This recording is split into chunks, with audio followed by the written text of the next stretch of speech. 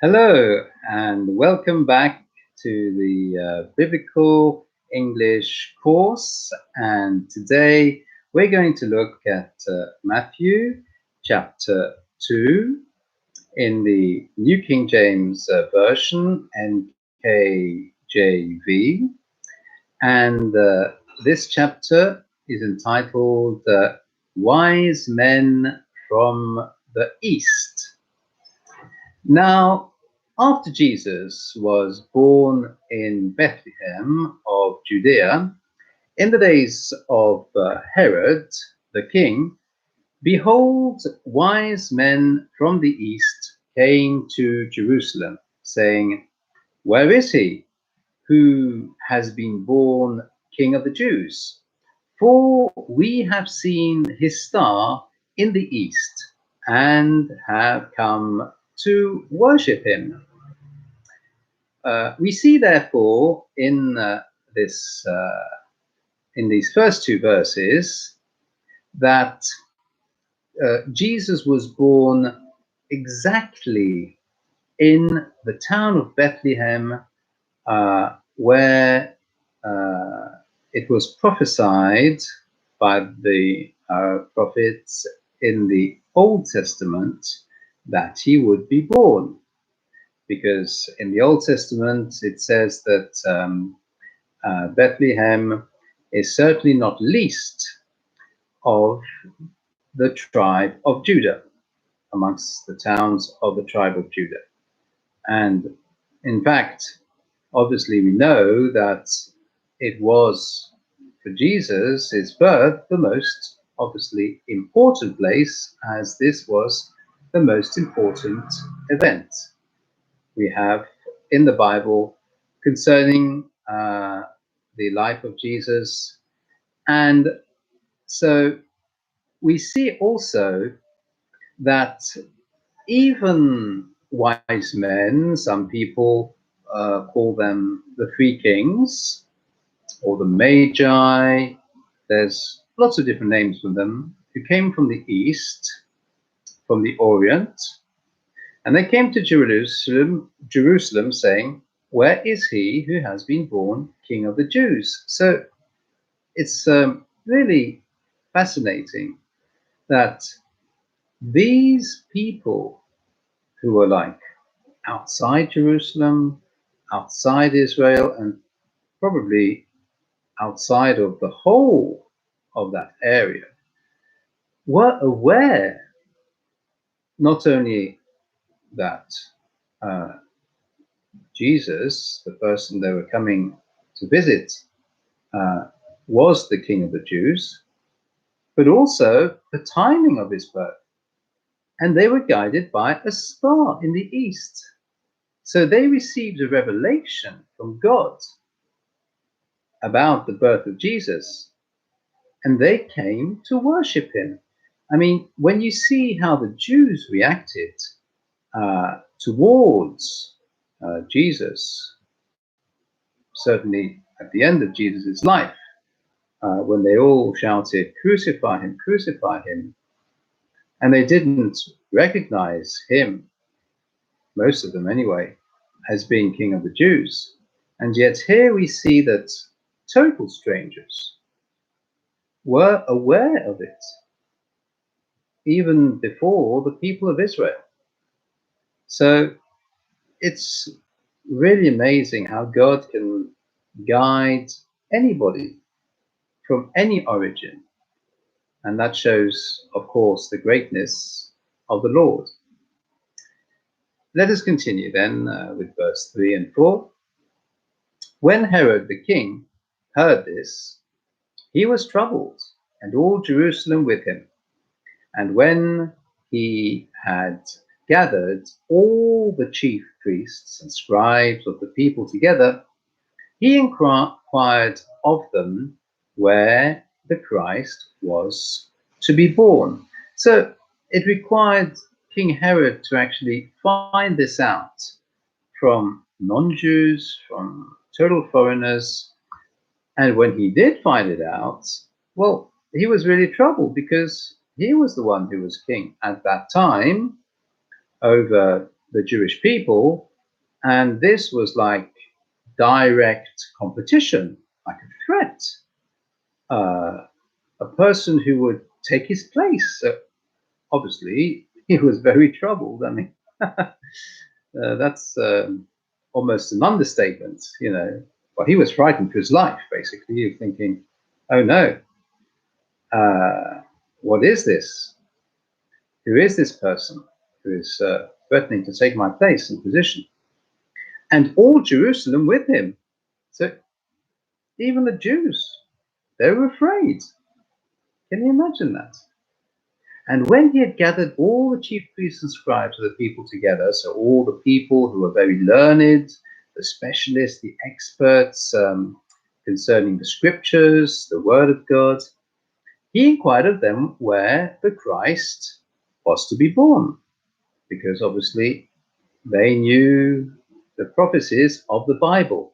And this is where we see this prophecy that has come to pass in the New Testament, the prophecy of the Old Testament, and it came to pass in the most minute details, which once again shows the greatness of God, of how God knows absolutely everything in advance and is able to communicate it to show the truth of the Bible. Because if God hadn't revealed it centuries in advance, well, it would not be possible for somebody hundreds of years beforehand to have written these things and to have known of these things. And so now let us look at the prophecy, starting with verse 5. So they said to him, in Bethlehem of Judea, for thus it is written by the prophet, but you, Bethlehem, in the land of Judah, ye are not the least among the rulers of Judah. For out of you shall come a ruler, this time with a capital R, okay, a bit like when we write God with a capital G, or Jesus, or Christ, or Messiah, always with a capital letter to indicate his importance as God, of course. Who will shepherd my people Israel? Now, isn't that a wonderful prophecy? Announcing Jesus to be like a shepherd for the people of Israel. So in fact, the people of Israel, they had no reason to be afraid and to worry because Jesus was coming to them as a shepherd, a leader, but a leader who's responsible for them, just like a shepherd is responsible for his sheep who are under his responsibility. Let's continue with verse 7 and 8. Then Herod, when he had secretly called the wise men, determined from them what time the star appeared. And he sent them to Bethlehem and said, go and search carefully for the young child, and when you have found him, bring back word to me, that I may come and worship him also. Now, why would Herod ask at what time the star appeared? Why would it be important to know the timing of this?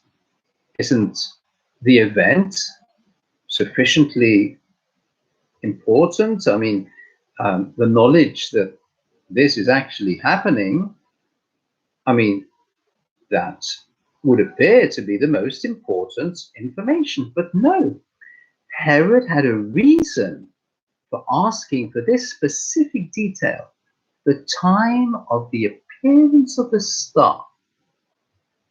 And this was to determine the age of this child so that he could more easily identify the child according to the child's age, And what he hoped to do, of course, was to eliminate this threat, this person who was like competition, like somebody who wanted to take his place. So he sent them to Bethlehem. Now, when he says to look for the child and once found to inform him about the child, about where he is. Now, obviously, that was an excuse that Herod gave, that he wanted to come and worship him also. Of course, Herod was not interested at all in worshipping somebody who, well, seemed like a threat to his position, somebody who could take his place. This was just one of his plans in order to try and eliminate Jesus, who basically threatened his position. Now, let us look at verse 9, 10, and 11. When they heard the king, they departed, and behold, the star which they had seen in the east went before them, till it came and stood over where the young child was. When they saw the star, they rejoiced with exceedingly great joy. And when they had come into the house, they saw the young child with Mary, his mother, and fell down and worshipped him. And when they had opened their treasures, they presented gifts to him: gold, frankincense, and myrrh. Now, isn't that amazing? Not only did the star lead them from their far off country all the way to Jerusalem, but also, or rather Bethlehem, which is where Jesus was born, but also the star actually led them to the exact place where Jesus was. Not just the town, but the exact place. Can you imagine that? I mean, of course, this is totally miraculous. Once again, showing how wonderful God is in being able to guide these three wise men so miraculously. And of course, they were very happy when they saw this, and they rejoiced, and they were full of joy. So when they came in, they saw the child, Jesus, with Mary, his mother, and they fell down and worshipped him.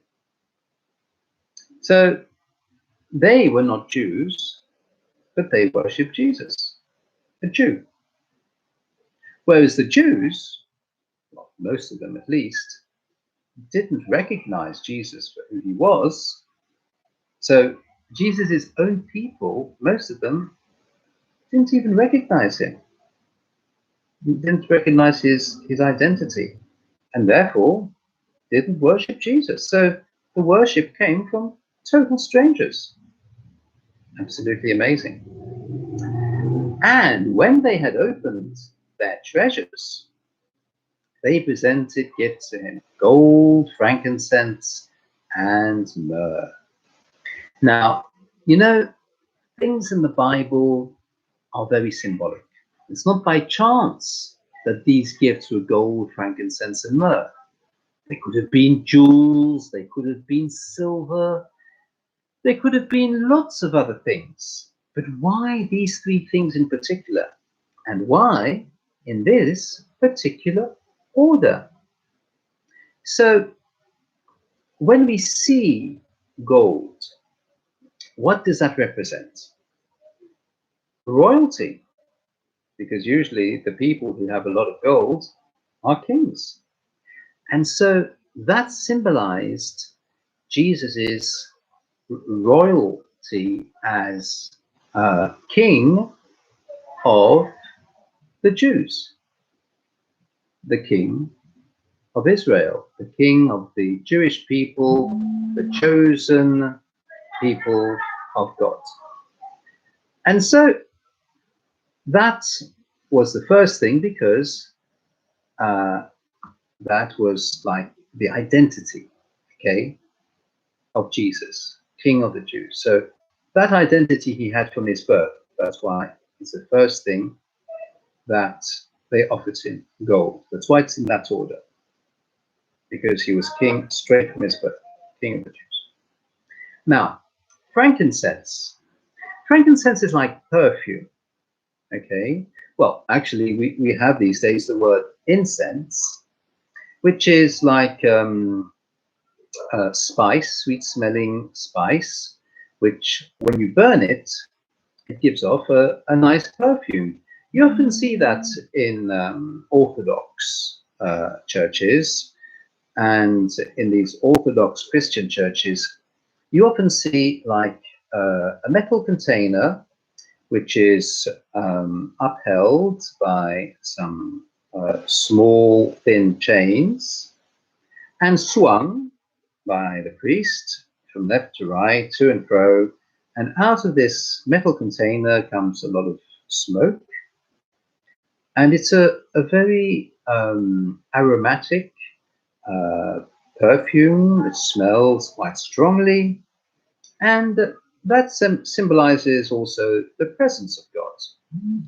And because this is one of the functions that the priests were given to do in the Old Testament, not only did they have to offer animal sacrifices daily, but also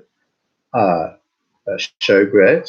So they had a special table to present the bread they put out, and also this perfume. There was the altar of incense. Now, this task of incense, of presenting the incense, was the task, one of the tasks that the priests accomplished daily. So frankincense represents another aspect of the identity of Jesus as being a priestly person, in the sense that he is our great high priest. So it shows the spiritual dimension. And that obviously is reflected in Jesus' ministry. Obviously, that came later in the last 3 years of his life, because in the first 30 years of his life, he wasn't actually exercising the ministry at that time. That is why we see frankincense in a second position, because Jesus started his ministry when he's 30 years old. Now, the last one, myrrh. What does that represent? Well, in those days, when somebody dies, they used to embalm them. They used to wrap them all up, okay, with strips of cloth. And they used to, to preserve the body better, they used different types of oil and ointments and spices and lots of these things. And especially myrrh. Myrrh was the main oil that they used, because it was useful for preserving the body. That is why they offered this in third position, last of all, because obviously Jesus' death came right at the end of his life, last of all, in the last position. You see, the order of things in the Bible is not by chance, not by coincidence. So everything is ordered. There is a reason for each thing, and each thing in the Bible has its reason for being, has its reason for its position. So even the position is organized by God, and even that teaches us things and informs us about what is being referred to. So never neglect the position and the order of things in the Bible. Very important. So Those were the presents which represented the birth, ministry, and death of Jesus: gold, frankincense, and myrrh. Let us continue with verse 12, where it says, "Then, being divinely warned in a dream that they should not return to Herod, they departed for their own country another way." You see how God can protect his own, well, in this case, his own son, uh, because the wise men were warned by God, obviously, through a dream, because God can speak to people and communicate things to people in any way he wishes. They can be through dreams, they can be through visions, they can be through an image in your mind, which is internal rather than an external vision. They can be audible, like when you're hearing a voice in your ears. It could be in your thoughts, like your inner voice, when you have the impression that your conscience is speaking to you. All of these are ways that God can communicate to you. In this case, it was a dream.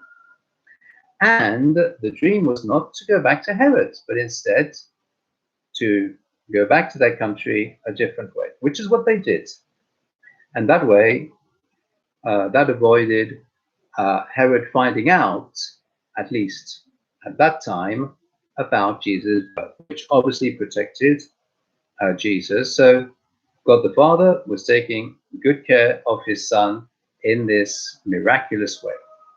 So the next section is entitled The Flight into Egypt. Once again, Jesus being protected by God. Let us start reading this part with verse 13. Now, when they had departed, behold, an angel of the Lord appeared to Joseph in a dream, saying, "Arise, take the young child and his mother, flee to Egypt, and stay there until I bring you word, for Herod will seek the young child to destroy him." Now, we see here that this time the Lord used one of his angels to appear to Joseph in a dream. Once again, another dream. This time it was Joseph who had the dream, not the wise men. And it was, Joseph received very clear instructions to take Jesus and Mary, to flee to Egypt, and to stay there until I bring you word. That means when it was all clear, then Jesus would come out of Egypt, which also accomplishes another Bible prophecy, which we'll see later, about the Lord saying that he would be bringing his son out of Egypt. And in this way, Joseph was warned in advance, and once again, God the Father was taking care of his son and protecting Jesus to avoid Herod laying his hands on him.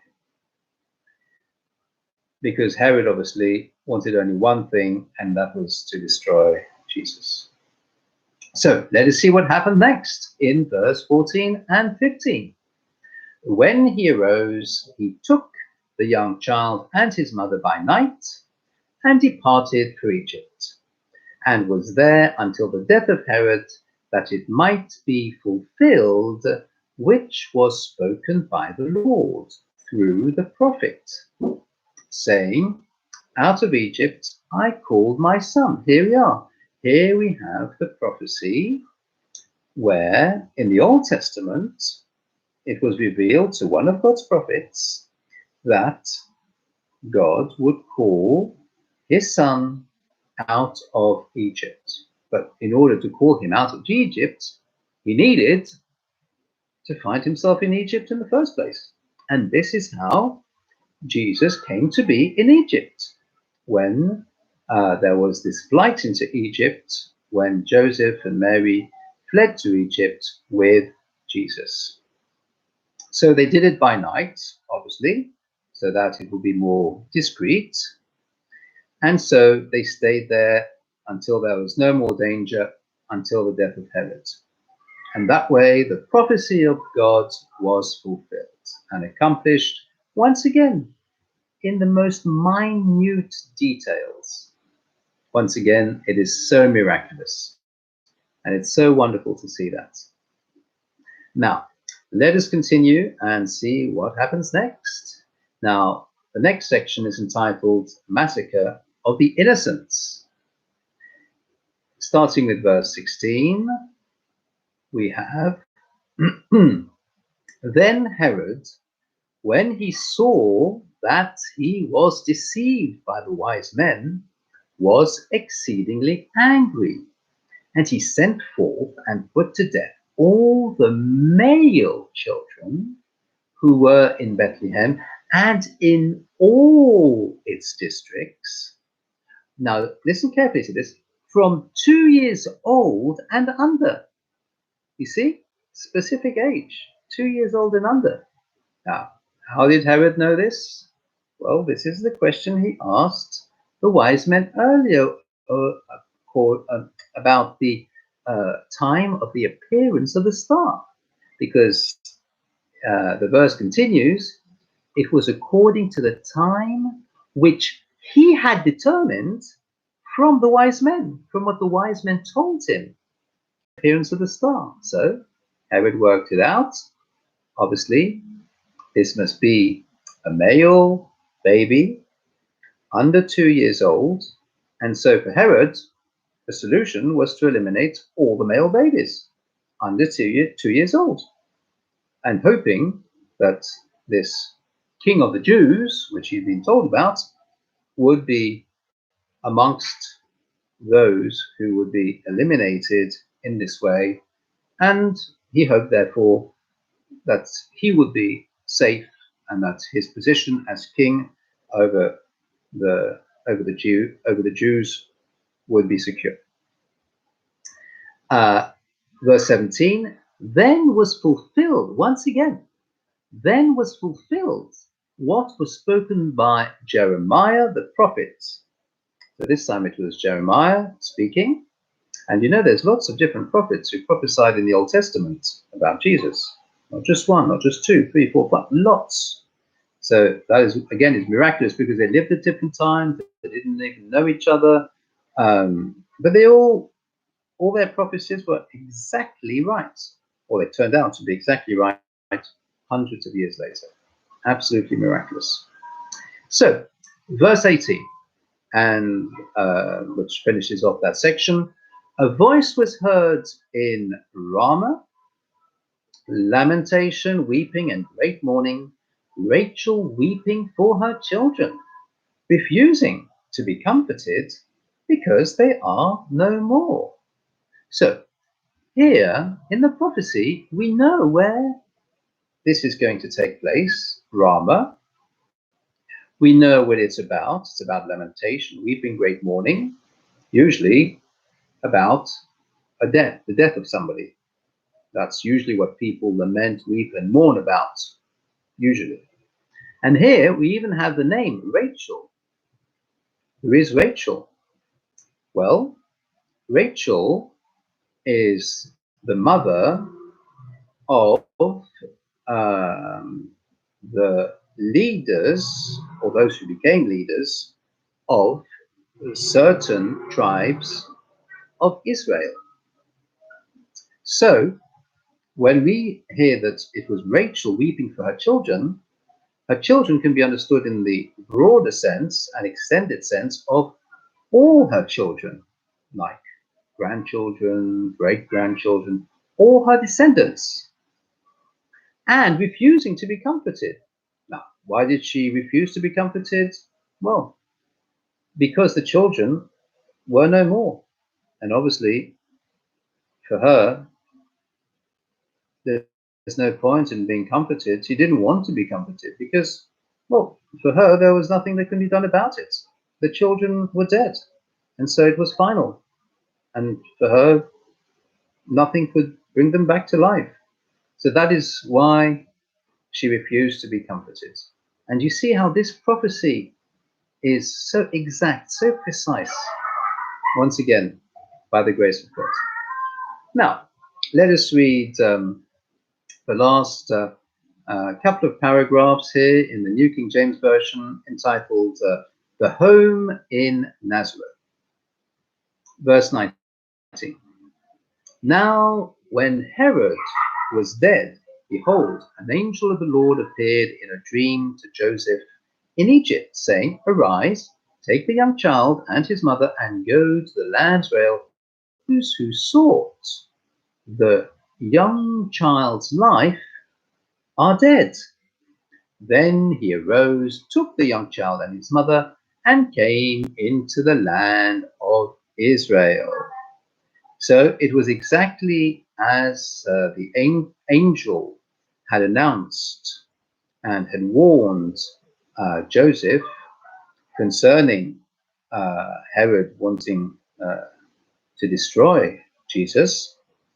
And as the angel said, that Joseph, his family, that is to say Mary and Jesus, should stay in Egypt until Herod's death. So the angel, it was now the time for the angel to appear, to continue with what the angel had announced in the dream to Joseph. And here the angel is saying, it's all clear now. Herod is dead, so you can now come back to your land, the land of Israel, with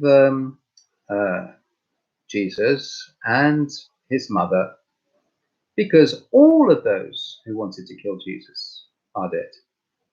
And so that's what he did. Joseph was obedient to the words that he received from the angel in the vision, in the dream.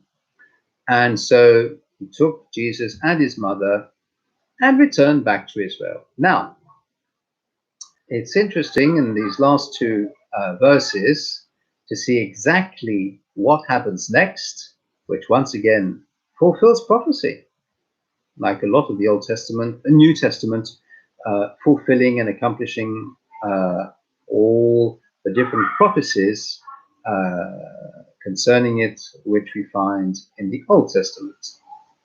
So, verse 22 and 23, but when he heard that Archelaus was reigning over Judea instead of his father Herod, he was afraid to go there. And being warned by God in a dream, he turned aside into the region of Galilee. And he came and dwelt in a city called Nazareth, that it might be fulfilled, which was spoken by the prophets, he shall be called a Nazarene. You see, not only was the place of birth of Jesus predicted in prophecy, but also through another prophecy, it was indicated his identity as a Nazarene, as a citizen of Nazareth.